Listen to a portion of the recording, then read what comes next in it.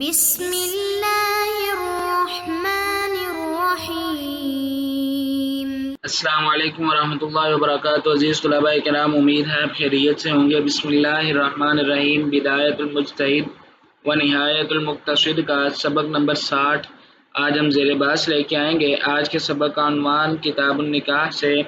الباب الثانی سے الرکن الثالث اور الرکن الثالث میں سے الفصل الثانی جو معنی مساہرت کے حوالے سے ہے، وہ آج ہم انشاءاللہ العزیز اسی کا جو حصہ ہم سے رہ چکا وہ ہم پڑھنے کی، جاننے کی اور سمجھنے کی کوشش کریں گے۔ گزشتہ اسباق میں بھی ہم نے جو موانع مساہرت ہیں، یعنی جو رشتہ ازدواج کی وجہ سے حرام ہوتے ہیں رشتے، ان کے حوالے سے ہی ہم نے جاننے کی کوشش کی۔ ان میں سے جو ایک مسئلہ ہمارا آخری رہتا تھا، اس کے متعلق آج انشاءاللہ العزیز ہم جاننے کی کوشش کریں گے۔ آج کا سبق شروع کرنے سے قبل گزشتہ سبق کا خلاصہ دہرا لیتے ہیں اور یہ جان لیتے ہیں کہ گزشتہ سبق میں ہم نے کون سی چیزیں سیکھنے کی، سمجھنے کی اور جاننے کی کوشش کی۔ گزشتہ سبق میں ہم نے کتاب النکاح سے الباب الثانی الرکن الثالث سے اس کی تفصیل میں سے جو دوسری فصل ہے الفصل الثانی، اس کے حوالے سے جو ہم نے پڑھا، جو مساہرت کے احکامات اور تفصیل سے، تو اس میں ہم نے جو دو مسئلے پڑھے وہ یہ تھے کہ ماں کے ساتھ عقد کی صورت میں بیٹی کے حرام ہونے کے لیے کیا شرط ہے، اور اسی طرح جو اس کا برعکس ہے کہ بیٹی کے ساتھ عقد کی صورت میں ماں کے حرام ہونے کی کیا شکل بنے گی، یہ کیا حکم ہے، اور اس میں فقہاء کا اختلاف کیا ہے، سبب اختلاف کیا ہے، اس کے متعلق ہم نے جاننے کی کوشش کی۔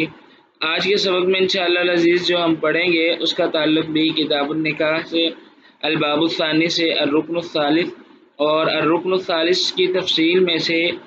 ہم الفصل الثانی جو ہے، جو مساہرت کے حوالے سے ہے، جس کے متعلق ہم پڑھ رہے ہیں، اس میں سے جو آخری مسئلہ ہے اس کے متعلق جاننے کی کوشش کریں گے، اور وہ مسئلہ یہ ہے کسی عورت سے زنا کے سبب بھی کیا وہ رشتے حرام ہو جاتے ہیں جو عقد کی وجہ سے حرام ہو جاتے ہیں۔ یہاں پر یہ مسئلہ سمجھ لیجئے۔ اصل مسئلہ اس میں یہ ہے کہ جب ہم کسی سے نکاح کرتے ہیں جو نکاح صحیح ہے، تو اس میں تو کئی رشتے ہیں جو اللہ رب العزت نے حرام فرمائے ہیں، تو اب کیا اگر کوئی بندہ زنا کرے جو کہ ایک حرام عمل ہے، تو کیا اس کی وجہ سے بھی وہ سارے رشتے حرام ہوتے ہیں یا نہیں ہوتے؟ مثال کے طور پہ اس کی ماں سے، یعنی جس سے زنا کیا ہے اس کی ماں سے پھر نکاح کرنا، یا اس طرح کے جو دیگر مسائل ہیں، وہ اس کی آگے بیٹی سے نکاح ہے، تو یہ سارے رشتے کیا زنا کی وجہ سے بھی حرام ہوتے ہیں یا نہیں ہوتے؟ اس کے متعلق انشاءاللہ العزیز ہم جاننے کی آج کوشش کریں گے، اور اس کے ساتھ ساتھ ہم الفصل الثانی کا اجمالی خاکہ بھی دیکھیں گے، اور اس کے ساتھ الفصل الثالث جو ہے ہماری جو اس سے اگلی فصل ہے اس کے ابتدائی تعارف جو ہے وہ بھی جاننے کی کوشش کریں گے۔ اب ہم شروع کرتے ہیں اپنا آج کا سبق، تو اس میں سب سے پہلے الرکن الثالث کا تعارف دیکھ لیں۔ وہ ہے فی معرفت محل العقد، یعنی اس عقد کے محل کے حوالے سے کہ کون سا محل درست ہے، کون سا نہیں درست،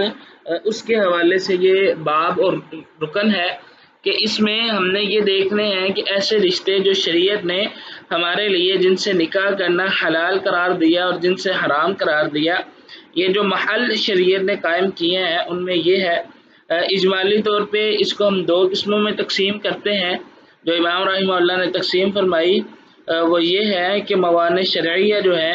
ایک تو ایسے ہیں جو مؤبدہ ہیں، یعنی ہمیشہ کے لیے وہ حرام ہے، اور ایک وہ ہیں جو غیر مؤبدہ ہیں، یعنی وقتی طور پہ حرام ہے، بعد میں وہ جائز اور درست ہیں۔ یہ دو الگ الگ ہیں۔ ہمارا جو اسباق چل رہے ہیں وہ پہلی قسم سے متعلقہ ہے، اور وہ ہیں مؤبدہ کے حوالے سے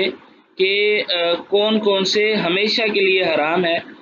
اس میں آگے امام رحمہ اللہ نے جو تفصیلی تعارف کروایا، اس میں امام رحمہ اللہ فرماتے ہیں کہ جو مؤبدہ ہیں ان میں سے کچھ ایسے ہیں جو متفق علیہ ہیں اور کچھ ایسے ہیں جو مختلف ہیں۔ تو متفق علیہ جو ہیں وہ تین قسم کے ہیں، یعنی تین ایسے سبب ہیں یا تین ایسے اقسام بن جاتی ہیں رشتوں کی جن کو اللہ رب العزت نے ہمیشہ کے لیے ہمارے لیے حرام قرار دیا۔ ان میں سے پہلا نسب ہے، دوسرے نمبر پہ سحر ہے، اور تیسرے نمبر پہ رضاعت ہے۔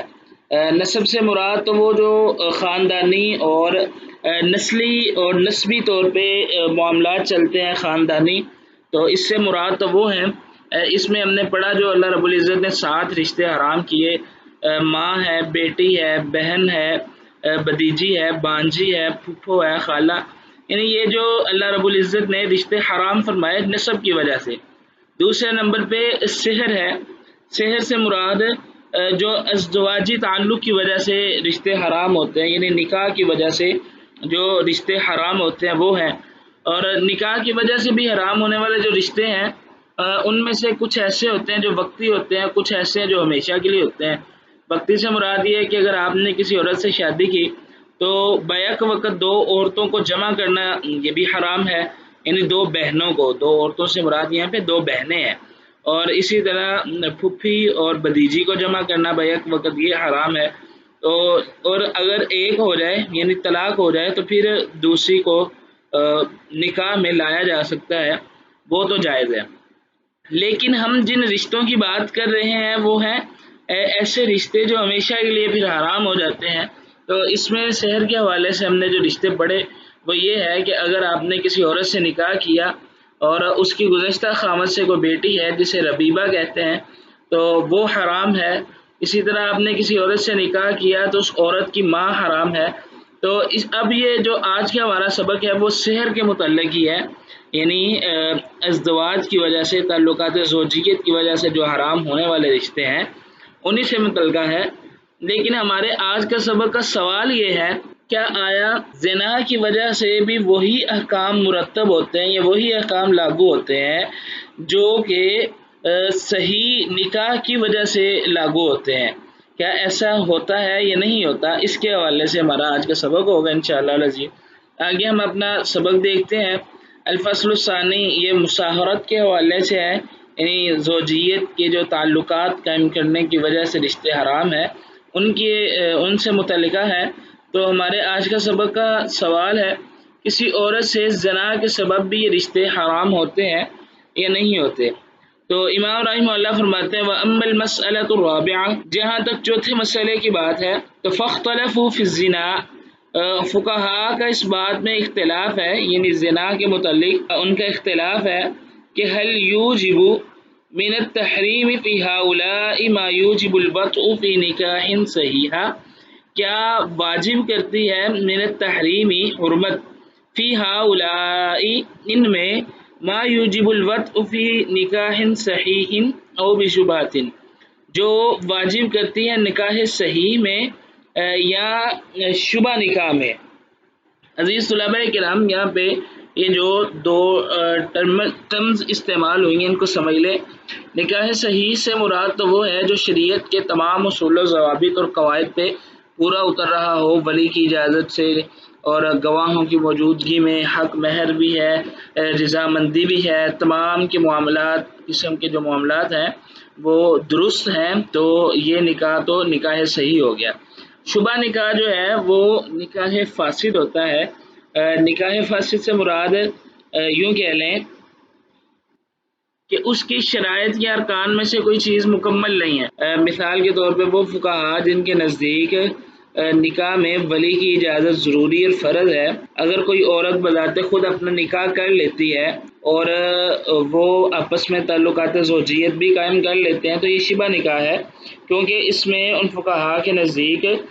جو ولی کا مسئلہ ہے وہ تو مکمل نہیں ہے، وہ شرط پوری نہیں ہے۔ جب شرط پوری نہیں ہے تو یہ نکاح صحیح نہیں ہے۔ اسی طرح دوسری پہلو دیکھ لیں، وہ یہ ہے کہ اگر ایک بندے نے ایک لونڈی خریدی اور خریدنے کے بعد اس نے وطی بھی کر لی، تعلقات زوجیت بھی قائم کر لی ہے، لیکن یہ تعلقات قائم کرنے کے بعد پتہ چلا جی یہ جو بیع ہوئی ہے یہ بیع ہی درست نہیں ہے، تو یہ بھی جو ہے شبہ نکاح میں اس کو فقہاء لے آئیں گے۔ اسی طرح جو میاں بیوی نکاح کرتے ہیں بعد میں پتہ چلتا ہے جی یہ رضاعی بہن بھائی ہیں، تو ایسی شکل میں بھی پھر وہ نکاح تو ختم ہو جائے گا، نکاح فسخ ہو جائے گا، لیکن اس کو شبہ نکاح میں یا نکاح فاسد میں لے آئیں گے۔ عزیز طلباء کرام، شریعت میں 3 ہی طریقے ہیں ہمارے ہاں کسی عورت کے ساتھ تعلقات قائم کرنے کے۔ نمبر 1 نکاح صحیح ہے، جسے ہم شریعت نے جائز اور درست قرار دیا ہے اور اسی کی طرف رہنمائی کی ہے اور یہی طریقہ بتلایا ہے۔ دوسرے نمبر پہ شبہ نکاح ہے، جو غلطی سے یہ نکاح فاسد ہے، تو ایسے نکاح میں یعنی جو شبہ نکاح ہے اس میں حد قائم نہیں کی جاتی،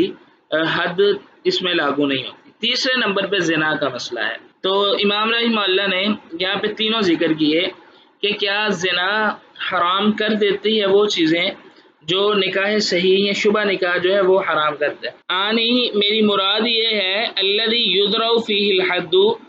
وہ نکاح جن میں حد کو ختم کر دیا جاتا ہے، ہٹا دیا جاتا ہے، یعنی نکاح صحیح اور شبہ نکاح میں حد کو ختم کر دیا جاتا ہے۔ فقال الشافعی، امام شافعی رحمہ اللہ کہتے ہیں الزنا بالمرأة، عورت کے ساتھ زنا کرنا لا یحرم نکاح امها ولا ابنتها، عورت کے ساتھ نکاح کرنا اس کی ماں کے ساتھ نکاح کو اور اس کی بیٹی کے ساتھ نکاح کو حرام نہیں کرتا۔ ولا نکاح ابی الزانی لها ولابنه، اور نہ ہی نکاح ابی الزانی جو زنا کرنے والا ہے لہا ولابنہ،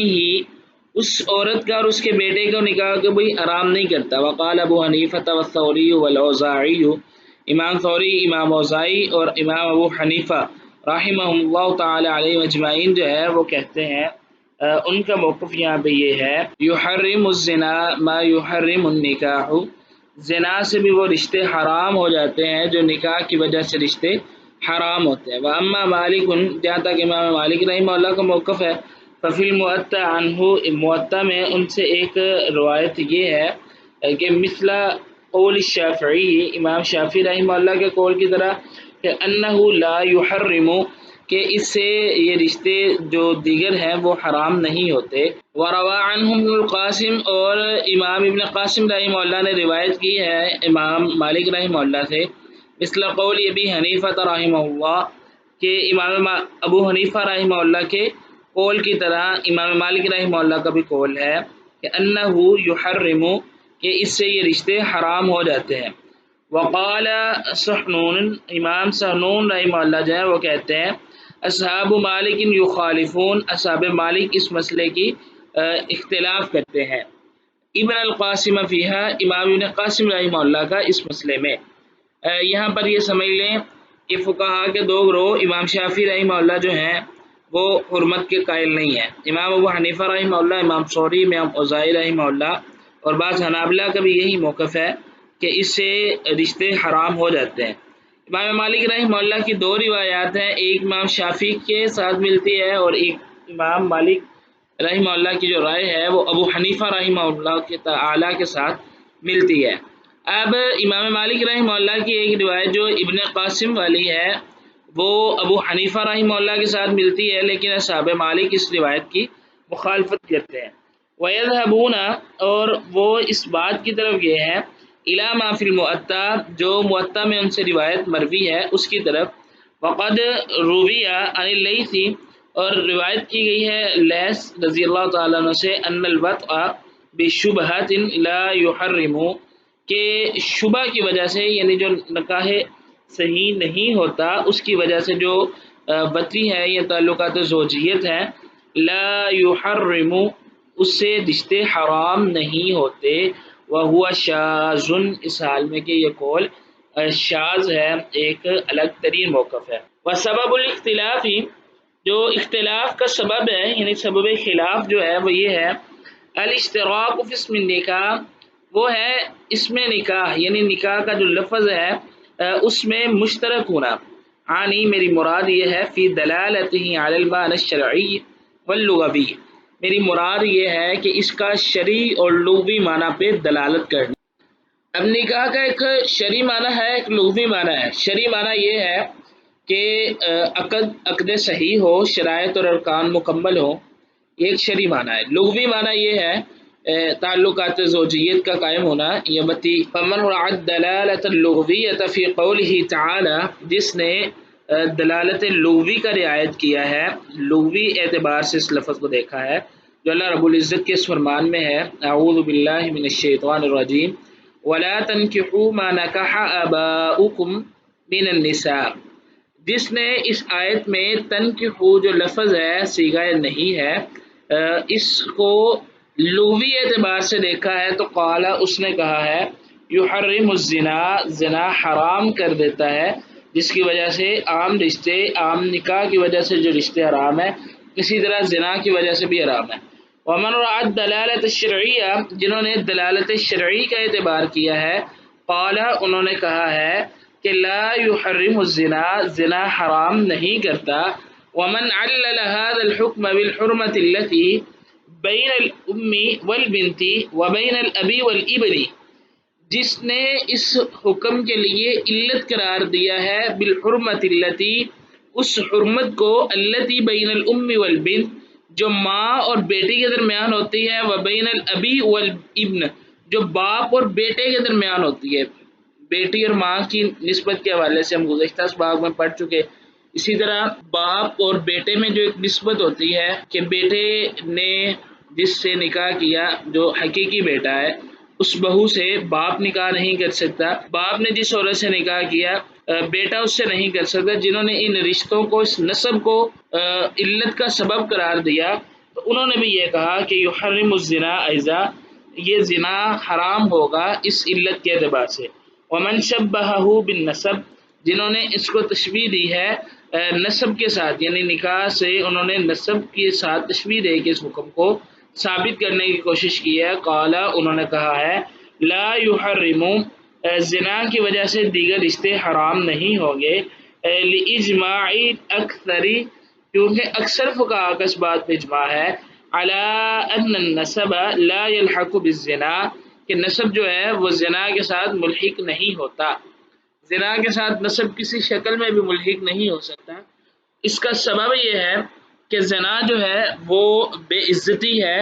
اور ذلت ہے، جبکہ نسب کا تعلق شرف اور عزت کے ساتھ ہے، تو یہ دو چیزیں کبھی بھی جمع نہیں ہو سکتی۔ واتفقوا فیما حکى ابن المنذر، جو ابن منذر رحمہ اللہ نے بیان کیا ہے، اس بات پہ تمام فقہاء متفق ہیں، اور وہ بات یہ ہے کہ ان الوطء، بے شک وطی، بملک الیمینی، ملک یمین کے ساتھ، یعنی لونڈی کے ساتھ وطی کرنا، یحرم منہ، وہ حرام کر دیتی ہے وہ وطی،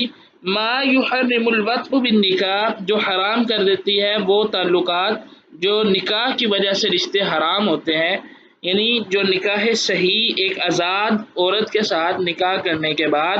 جو رشتے حرام ہو جاتے ہیں، ملک یمین کے ساتھ بھی وطی کے بعد وہ رشتے حرام ہو جاتے ہیں۔ مثال کے طور پہ آزاد عورت جو ہے اس کے ساتھ نکاح کرنے کے بعد آپ اس کی ماں سے نکاح نہیں کر سکتے، اسی طرح ملک یمین کا حکم ہوگا۔ اسی طرح آزاد عورت کی جو بیٹی ہے گزشتہ خامد سے آپ کی ربیبہ ہے، اگر ملک یمین کی بھی بیٹی ہو تو آپ اس سے بھی نکاح نہیں کر سکتے، یعنی جو رشتے ایک آزاد عورت کے ساتھ نکاح کی وجہ سے حرام ہوئے ہیں وہ اس ملک یمین کے ساتھ وطی کی وجہ سے بھی حرام ہو جائیں گے۔ واختلفوا فی تاثیر المباشرات فی ملک الیمین، اور اختلاف کیا ہے فی تاثیر المباشرہ، صرف مباشرت کے حوالے سے کہ تعلقات زوجیت قائم نہیں ہوئے لیکن لمس ہے، نظر ہے، شہوت کے ساتھ ہو یا بغیر شہوت کے ہو، تو اس کے حوالے سے اختلاف ہے فی ملک الیمین، ملک یمین کا، کما اختلفوا فی النکاح، جیسے کہ انہوں نے نکاح کے حوالے سے بھی اختلاف کیا تھا، ویسے ہی اختلاف اس میں بھی موجود ہے۔ اب ہم اپنے آج کے سبق کا ایک اجمالی خاکہ دیکھ لیتے ہیں الفصل الثانی کا۔ الفصل الثانی یہ مصاہرت کے حوالے سے ہے، اس میں بنیادی طور پہ چار چیزیں جو ہیں وہ حرام کی گئی، وہ ہیں زوجات الآباء، باپ کی بیویاں، و زوجات الابناء، بیٹوں کی بیویاں، و امہات النساء، اور بیوی کی مائیں جو ہیں، و بنات الزوجات، اور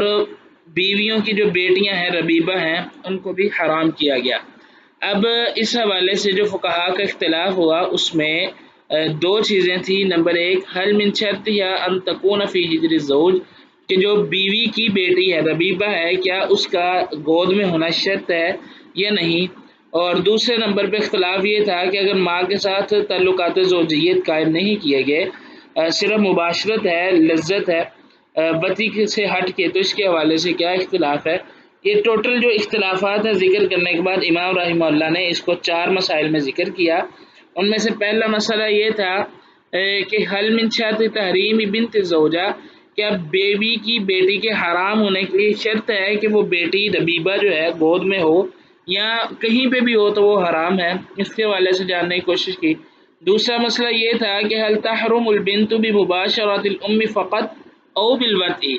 کہ ماں صرف مباشرت کی وجہ سے ہی حرام ہو جاتی ہیں یا مکمل تعلقات زوجیت قائم ہونا ضروری ہے؟ تیسرا مسئلہ یہ تھا کہ بیٹی کے ساتھ نکاح کی صورت میں ماں کے حرام ہونے کا کیا تعلق ہے؟ کیا صرف عقد کی وجہ سے ہی ماں حرام ہو جاتی ہیں یا اس میں بھی تعلقات زوجیت شرط ہے؟ اس کے حوالے سے بھی جاننے کی کوشش کی۔ چوتھے نمبر پہ جو مسئلہ ہم نے پڑھا وہ یہ تھا کہ زانی بندہ جو ہے جو زنا کرتا ہے، کیا اس کے زنا کی وجہ سے دیگر رشتے حرام ہوتے ہیں یا نہیں ہوتے؟ اس کے حوالے سے بھی ہم نے جاننے کی کوشش کی۔ آگے ہم الفصل الثالث جو ہے اس کا ایک تعارف دیکھ لیتے ہیں۔ فصل ثالث جو ہے مانع الرضا، یعنی رضاعت کی وجہ سے جو رشتے ممنوع اور حرام ہوتے ہیں ان کے متعلقہ ہے۔ آگے تفصیلات انشاءاللہ العزیز ہم آئندہ اسباق میں دیکھیں گے۔ اب ہم اپنے آج کے سبق کا خلاصہ دیکھتے ہیں۔ جی آج کے سبق میں ہم نے کتاب النکاح الباب الثانی الرکن الثالث سے جو دوسری فصل ہے اس کی تفصیل کے حوالے سے جو آخری مسئلہ تھا کہ کسی عورت سے زنا کے سبب بھی یہ رشتے حرام ہوتے ہیں یا نہیں ہوتے، اس کے متعلق جاننے کی کوشش کی، اور اس کے ساتھ ساتھ الفصل الثانی کا اجمالی خاکہ بھی دیکھا اور ساتھ الفصل الثالث کا تعارف بھی دیکھ لیا۔ اگلے سبق میں انشاءاللہ العزیز ہم الفصل الثالث جو ہے یعنی الباب الثانی رکن الثالث سے الفصل الثالث کا جو تعارف اور تفصیل ہے اس کے متعلق جاننے کی کوشش کریں گے۔ اگلے سبق سے پہلے اب یہ سوال حل کریں۔ سوال یہ ہے کہ بیٹی کے ساتھ عقد کی صورت میں ماں کے حرام ہونے کی کیا شرط ہے؟ اس کے متعلق فقہاء کا اختلاف، سبب اختلاف، ادلہ وغیرہ تلاش کرنے کی کوشش کریں۔ تب تک کے لیے اللہ حافظ، اپنا خیال رکھیے گا۔